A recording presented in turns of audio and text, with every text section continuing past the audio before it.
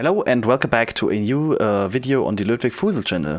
Today we're gonna discover how to install all required development tools for Microsoft Windows to start developing in C, C++. This is for my new video series.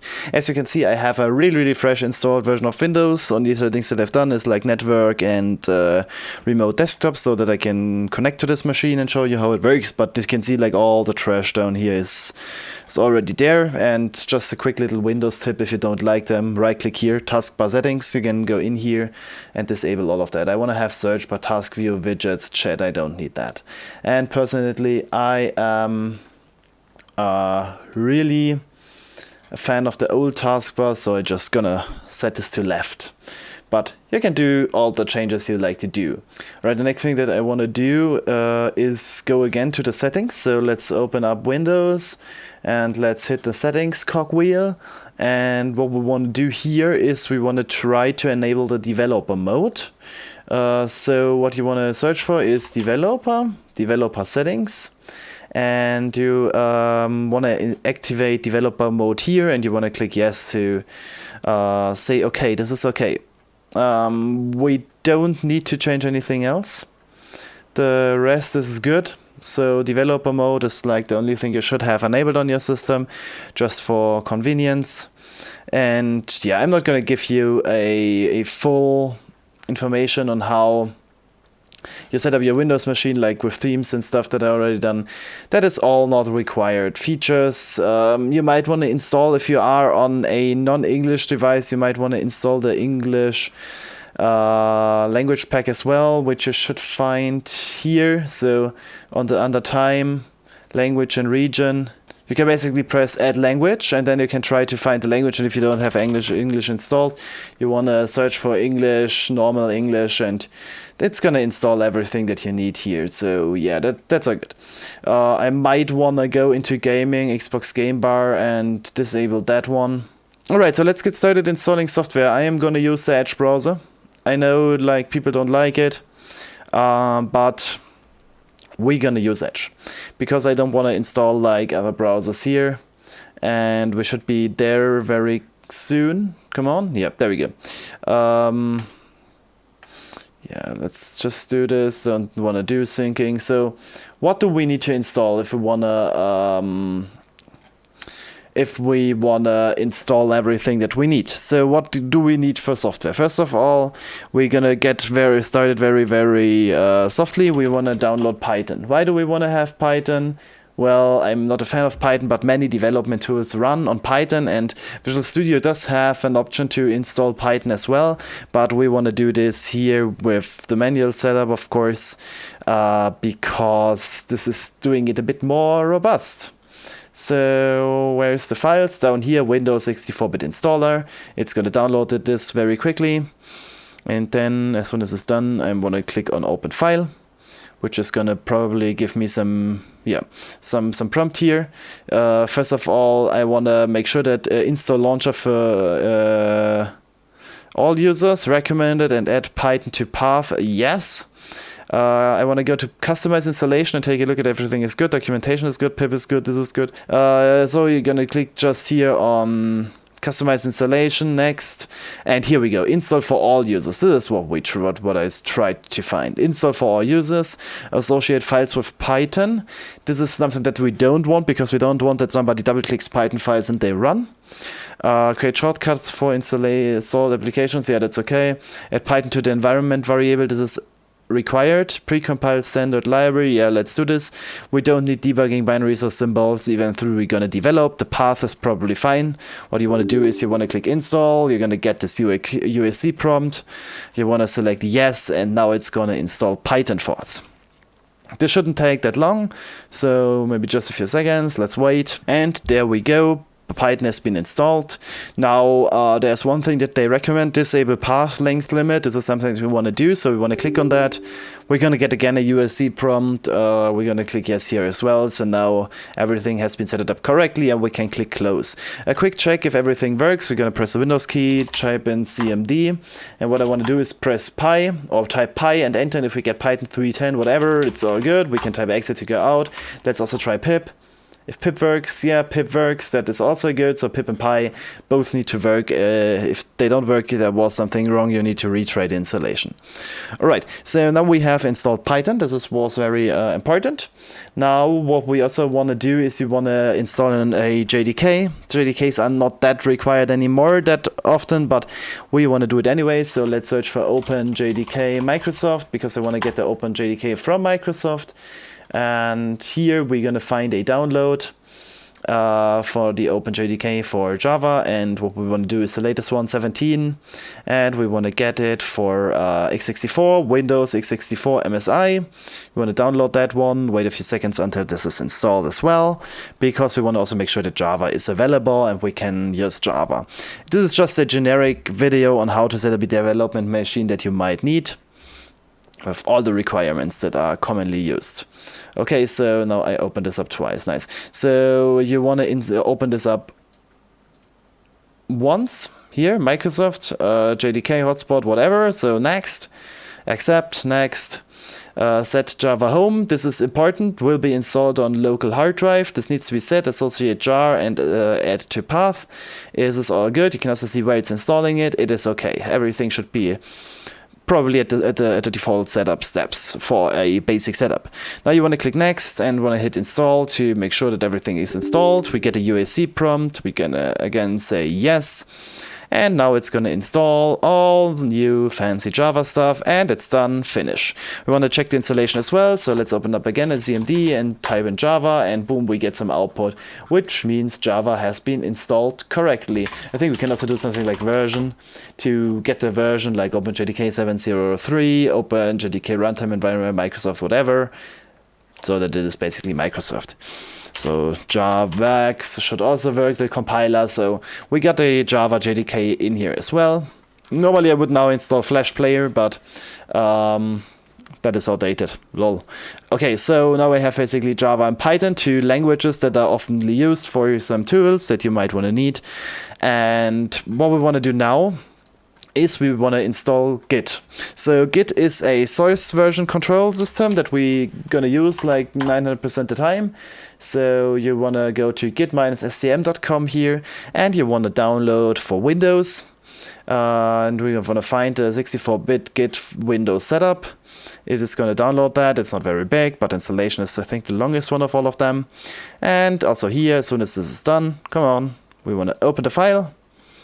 And we should get the Git setup in any second. It's going to load it. Yeah, there we go. USC prompt, Git for Windows. Yes, we agree. It is allowed to make changes. Then you can read that one, click next, installation, program files Git, that is good. And now what do we want to do? We want to have the Windows Explorer integrations, Git bash here and Git GUI here is required. We want to have this. We also want to have Git LFS, large file support, we want to have this. And associate Git configuration with the default text editor, yes. Associate sh files to be run with bash, yes. And you also want to check here this new feature, add git bash profile to Windows Terminal. We want to use it. This makes things way easier. Now you're going to click next again. Name is Git. Okay, next. Now you want to check the editor. So we're going to select use WordPad as Git's default editor, because WordPad basically comes with Windows, and we want to use WordPad there. Now here we want to let Git decide. And we want to use that one here as well, the default one, recommended. Next, we're going to use bundled SSH. Next, use the OpenSSH library. Yes. Next, use Windows style line endings. Yes. Use mintty. We don't actually want to use this. We want to use the Windows CMDs window. We want to have that one, not mintty, Windows default. We are Windows guys. Default one, yeah. Git credential manager, yeah. Enable file system caching, enable symbolic links, yeah. That we don't need that one. We don't need that one as well. So we click install, and it's going to install our default Git. All right, now Git is finished. We don't want to view the release node. We're just going to click finished. Now, after we are done, we should have several new options here. We should have a Git GUI. We can open this up to check that everything is good. We're never going to use this, but it's installed anyway, so we can just quit it. This means Git has been installed correctly.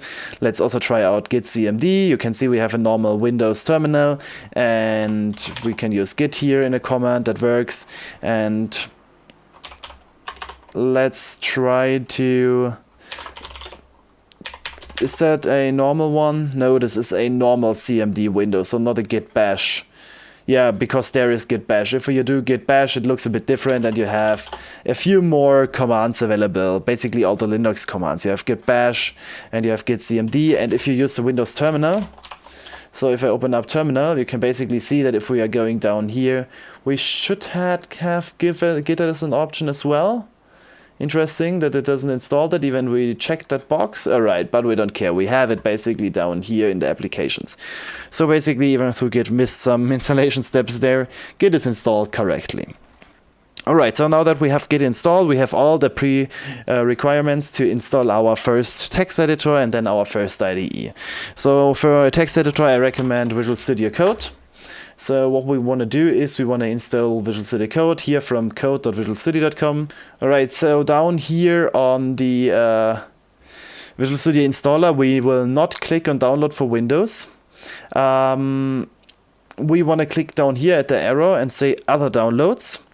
And we want to get Windows, but we want to get the system installer 64-bit because we want to install this for all users, not only for the current user. I did it wrong, so you didn't saw the issue that I've done here. So after it's downloaded, we want to open this up by clicking on Open File again. We want to wait a few seconds until we get the UAC prompt properly. Yeah, here we go. So we click yes. We're going to get the license agreement. I'm going to accept this. Installation path is good. So we click next, next. We want to create a desktop icon because Visual Studio Code is used very commonly. Add register code as an editor for supported file types. Yes. Add to the path. Yes, that was it. We also want to do this. And you want to add these two. Open with code as a file context menu and as a directory context menu. This is important so that you can open folders and files with Visual Studio Code even though they are not associated. So now you want to click next. You're going to get a review and you can click install and everything is going to be installed as it should.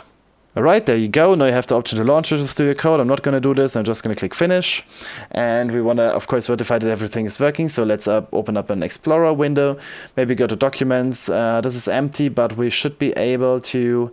Let's maybe open up Documents with Visual Studio Code. So I'm going to go to C, Users, Tutorial, because it's my username, Documents. And if I right-click that and go to Show More Options, you can basically see that we have Open with Code. We also have the Git options that we set it up earlier, but Open with Code should open up Visual Studio Code and ask me if I trust. I'm going to say I'm going to trust the authors, and I'm also going to trust all files in the parent folder tutorial.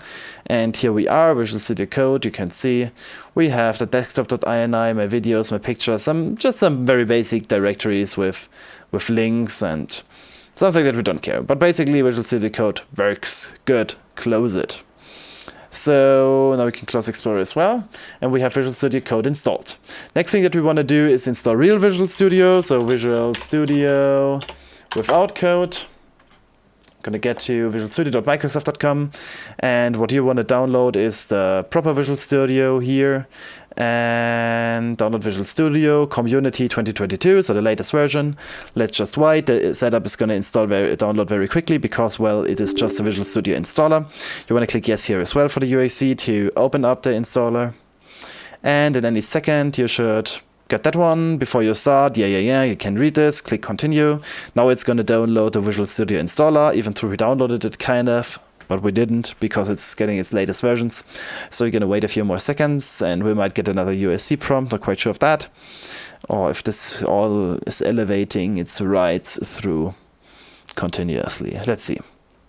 Alright, it's gonna go through very quickly, and now we are in Visual Studio Installer, and now we are at the most important step, because now we need to select the right ones that we need to do. We're gonna do Python development. Python is already installed, so we don't need this.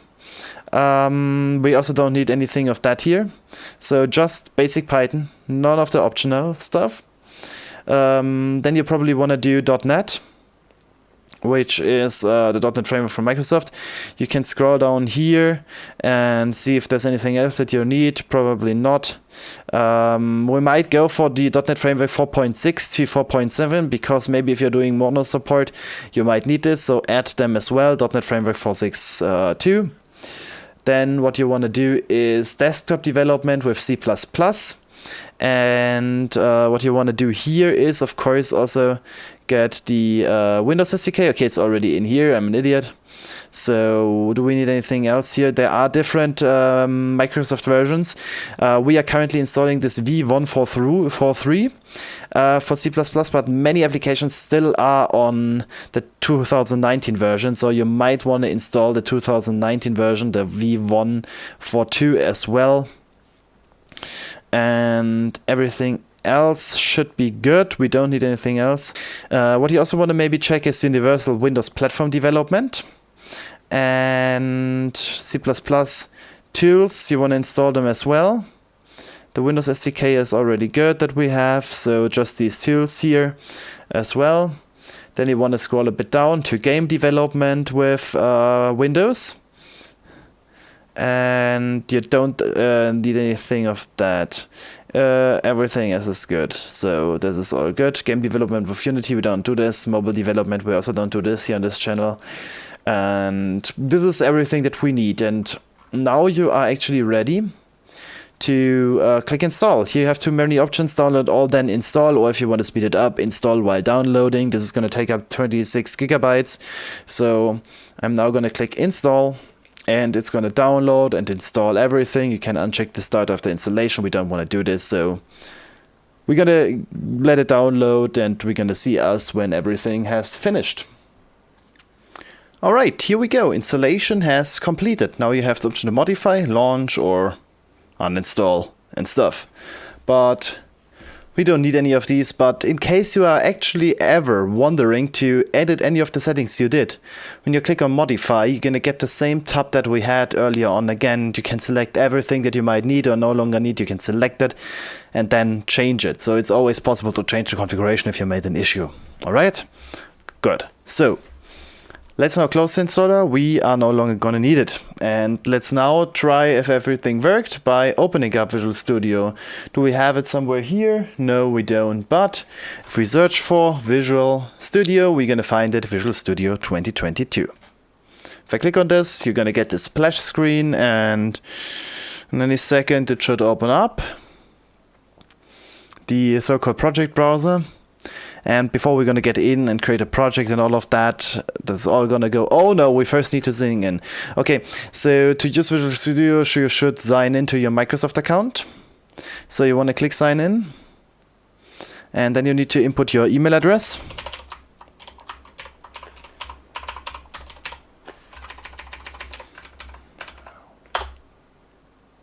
And after that, you need your password.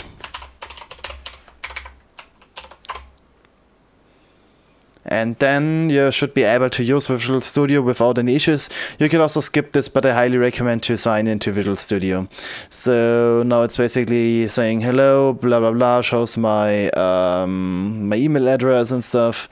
And now this is going to prepare Visual Studio for the first use, and this might take a few minutes again. And we're already there.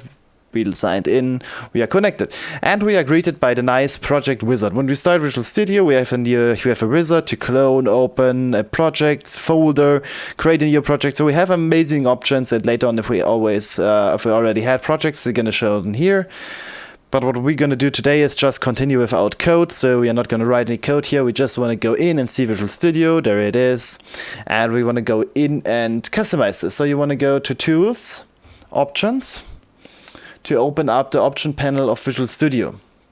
And what you want to go to is you want to go to text editor here, scroll a bit down, text editor, open this up, and what you now want to select is all languages. And what you would just want to make sure that here on this line numbers that we have a normal checkbox, so the check mark, not the dash. We need the check mark to have line numbers everywhere, and we want to have line numbers everywhere. Want to click OK, and that's the only thing that we're going to change for now. Now you can close up Visual Studio by clicking on the close button up right, because we are done for today. In the next video, we're going to start creating a project and explaining how C++ or C works, and I'm going to go a bit more into the details how this tutorial works. This was just installation video to show you what's going on. So, thank you for watching. Make sure to like this video and to subscribe to the channel. And if you don't want to miss any other videos, also activate the bell, would really help. So, thank you for watching, have a nice day, and see you in the next video. Bye!